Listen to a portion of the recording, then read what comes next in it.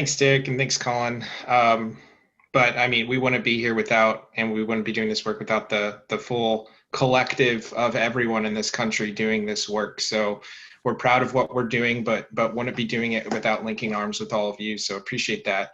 I think what I want to talk to you all about today and touch on briefly and go into a bit more is really what it is to be an independent business alliance today, what it is to be a local business network, what it is to be a small business.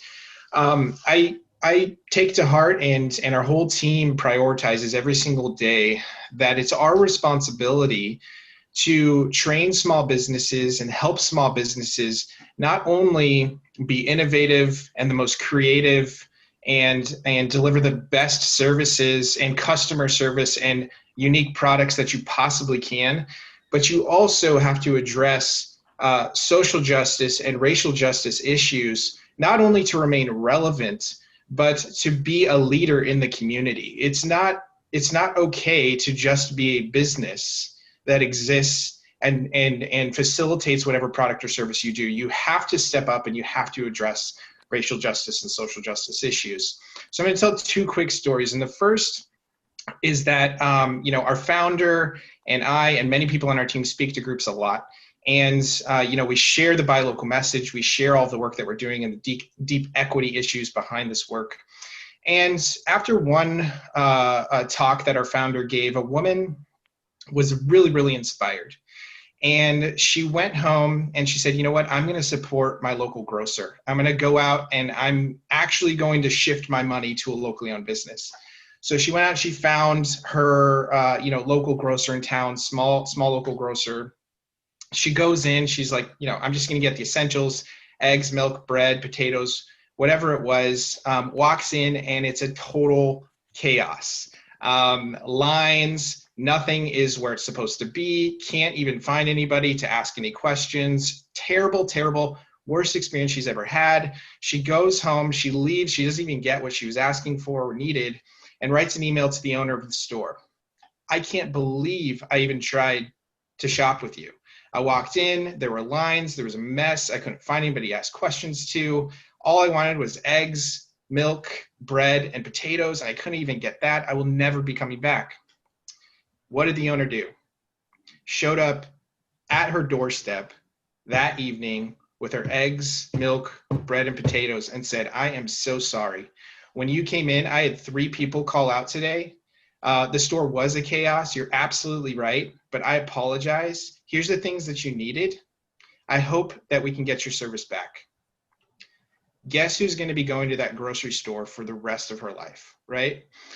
If small businesses are not competing at that level of service, you're going to go out of business.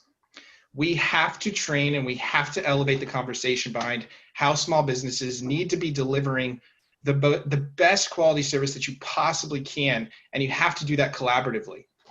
But on the other hand, as I mentioned before, you also have to, as a business, address what's happening in society right now. At Local First Arizona, we are very vocal and very proactive about pushing a Move Your Money campaign. In 2013, 97% of Arizona money was being deposited into out-of-state banks. We launched an aggressive Move Your Money campaign and are proud to say today that's 91%.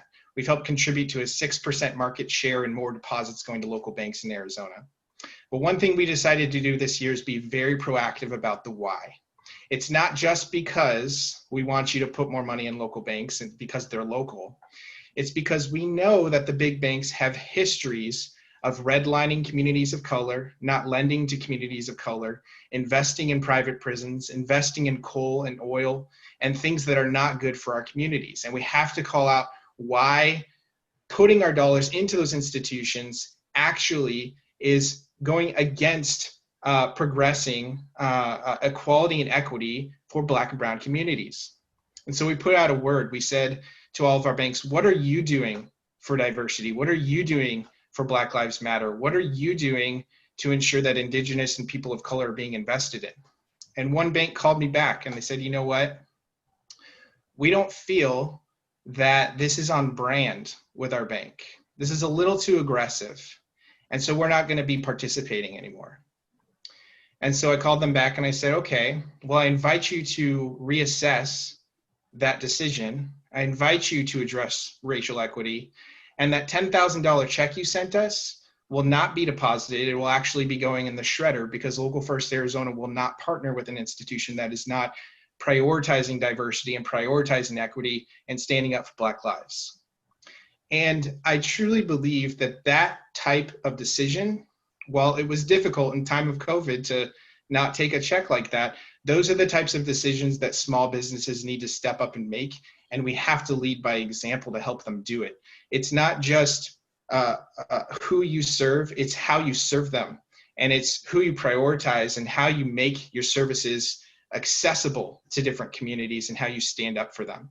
So I look forward to having a conversation with those of you that choose to come and talk with me today a little bit about some of these things, how we can help small businesses be more collaborative and thoughtful and also address racial justice at the same time.